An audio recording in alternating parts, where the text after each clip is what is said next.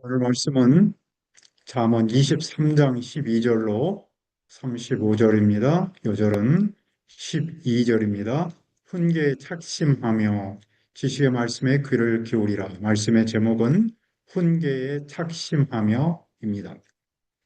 오늘 말씀은 지난주에 이어 잠언에 나오는 지혜자의 30가지 금언 가운데 12번째부터 19번째 금언까지의 내용입니다. 12번째 금어는 무엇입니까? 12절을 보십시오. 훈계에 착심하며 지식의 말씀에 귀를 기울이라.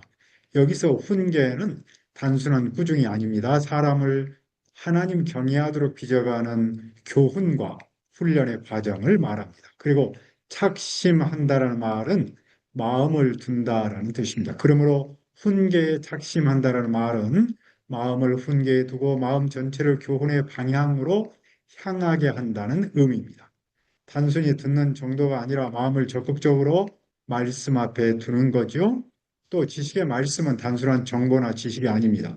하나님 경외에서 나오는 참된 분별과 삶의 통찰을 뜻합니다. 곧 하나님 뜻에 맞는 삶의 길을 가르치는 말씀입니다. 그러므로 그 말씀에 귀를 기울인다는 것은 단순히 듣는 행위가 아니라 삶으로 순종함을 뜻합니다. 결국 마음은 훈계를 향해 하고 귀는 지식의 말씀을 들어야 합니다. 마음과 귀가 함께 하나님의 말씀으로 향해야 합니다. 왜 그렇게 해야 합니까? 사람은 본성대로 두면 하나님을 경외하는 방향으로 나아가지 않기 때문입니다. 자기 생각만 붙들면 자기 욕망의 소리를 따라갑니다. 그래서 성도는 훈계의 마음을 두어야 하고 자신의 삶을 바로잡는 말씀에도 귀를 기울여야 합니다. 귀에 좋은 말만 찾지 말고 나를 책망하고 돌이키게 하는 말씀도 들어야 합니다.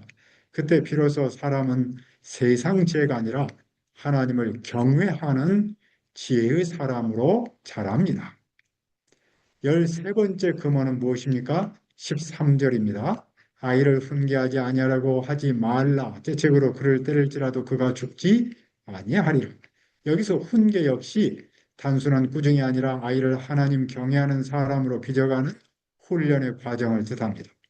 그러므로 부모는 아이에 대한 훈계를 포기해서는 안 됩니다. 왜냐하면 채찍으로 그를 때려도 죽지 않기 때문입니다.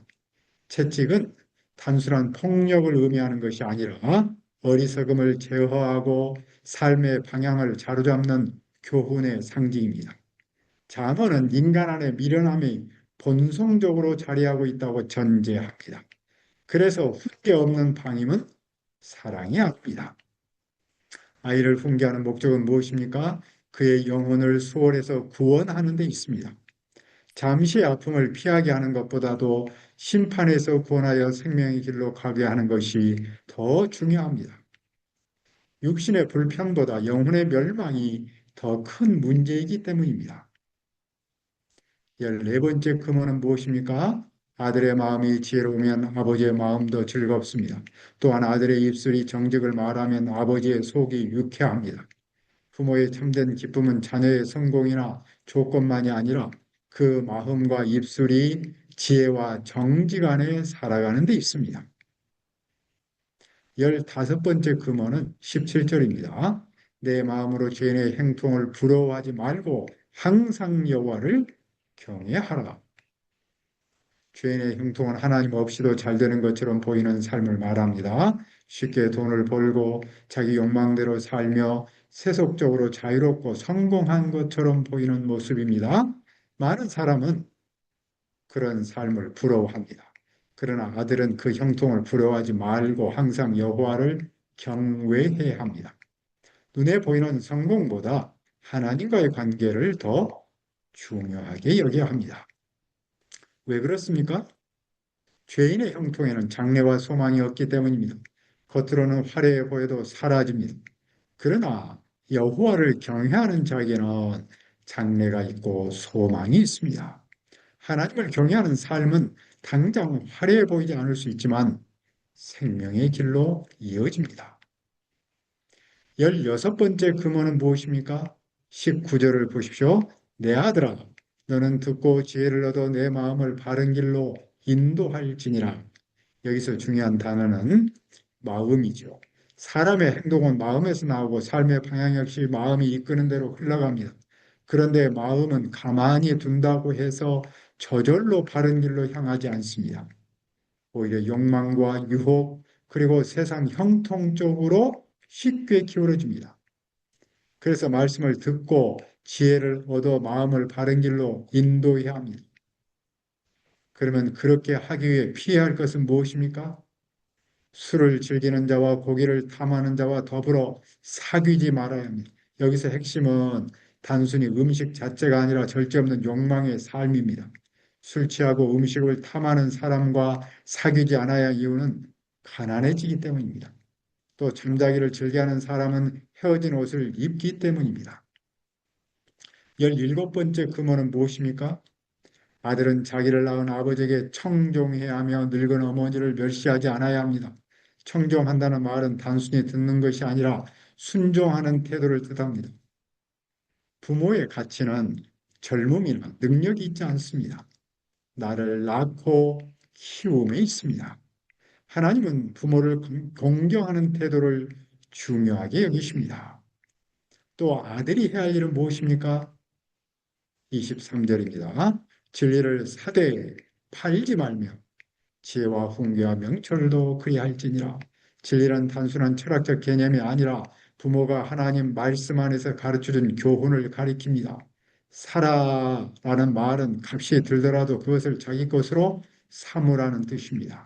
시간과 수고와 결단을 들여서라도 진리를 붙들라는 거죠. 팔지 말라라는 말은 어떤 유익과 유혹 앞에서도 그 진리를 포기하지 말라는 뜻입니다. 세상의 성공과 욕망 때문에 부모가 전한 진리를 포기하지 않아야 합니다. 아버지의 가르침보다 더 소중한 그것은 없습니다. 지혜와 훈계와 명철 역시 마찬가지입니다. 그러면 그런 자녀를 둔 부모의 마음은 어떠합니까? 의인의 아버지는 크게 즐거워합니다. 지혜로운 자녀는 부모에게 기쁨을 줍니다. 부모를 가장 기쁘게 하는 것은 자녀가 진리를 붙들고 걸어가는, 바른 길을 걸어가는 그런 삶입니다. 그러므로 아들, 딸은 부모를 즐겁게 하고 자기를 낳은 어머니를 기쁘게 해야 합니다. 아들이 진리를 사대에 팔지 않으면 부모는 즐겁습니다. 진리를 붙드는 자녀의 삶은 부모에게 기쁨을 줍니다. 18번째 금어는 무엇입니까? 26절을 봅시다. 내 아들아, 내 마음을 내게 주며 네 눈으로 내 길을 즐거워할지어다. 아버지는 아들의 마음과 시선이 아버지에게로 향하기를 바랍니다.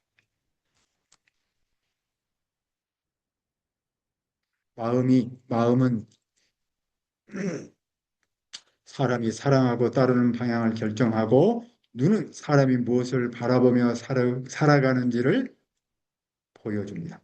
그러므로 아들은 마음과 눈을 아버지의 교훈과 삶의 길을 두어야 합니다. 왜 그렇게 해야 합니까? 왜냐하면 음녀는 깊은 구덩이요, 이방 여인은 좁은 함정이기 때문에.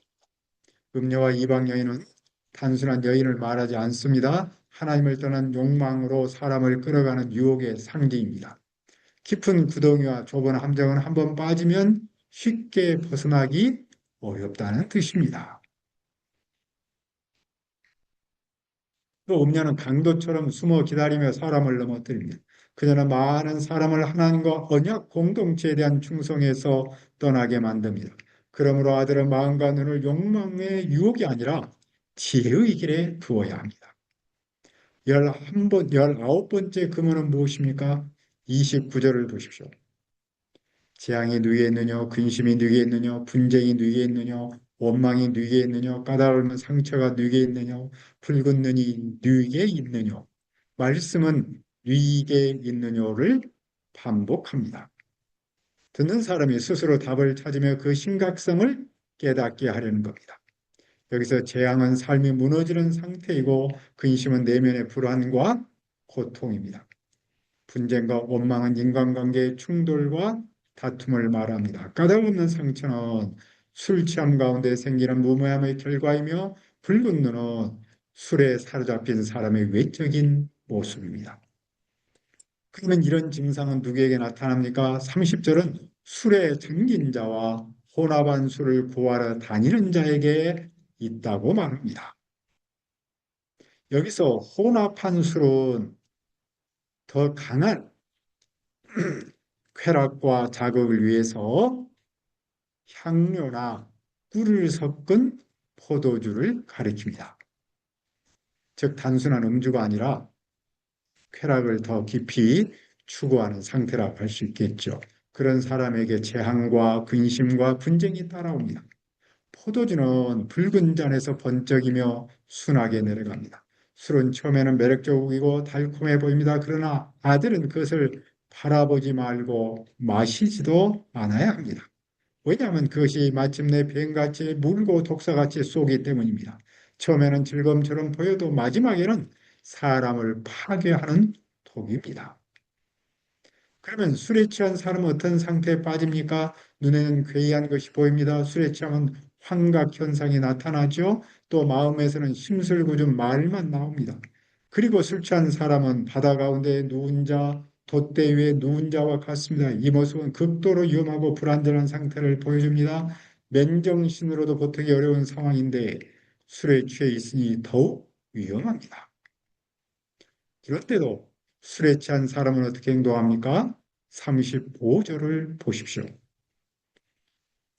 네가 스스로 말하기를 사람이 나를 때려도 나는 아프지 아니하고 나를 상하게 하여도 내게 감각이 없도다. 내가 언제나 깰까 다시 술을 찾겠다 하리라. 술에 취한 사람은 상처를 입고도 감각이 묻어집니다. 고통을 겪고도 다시 술을 찾습니다. 보통 사람은 고통을 경험하면 그것을 멈추려 합니다. 그러나 중독에 사로잡힌 사람은 자신을 파괴하는 것을 알면서도 다시 그것을 갈망합니다. 이 모습은 죄의 속성을 보여줍니다. 죄는 사람을 무너뜨리면서도 계속 그것을 원하게 만듭니다. 그래서 중독은 단순한 습관의 문제가 아니라 욕망에 붙잡힌 영적 상태입니다. 그러면 우리는 어떻게 살아야 합니까? 훈계에 작심하며 지식의 말씀의 귀를 기울여야 합니다. 우리의 마음과 눈을 말씀에 두며 살기를 기도합니다. 하나님 아버지 여러 가지 유혹과 또한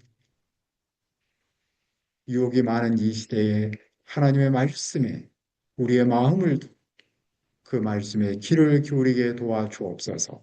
훈계에 착심하며 지식의 말씀을 기울이도록 도와주시옵소서. 예수님의 이름으로 기도합니다. 아멘.